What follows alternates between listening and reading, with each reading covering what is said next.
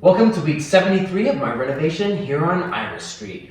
Late nights and a couple of long days on the weekend means that a lot of drywall got installed.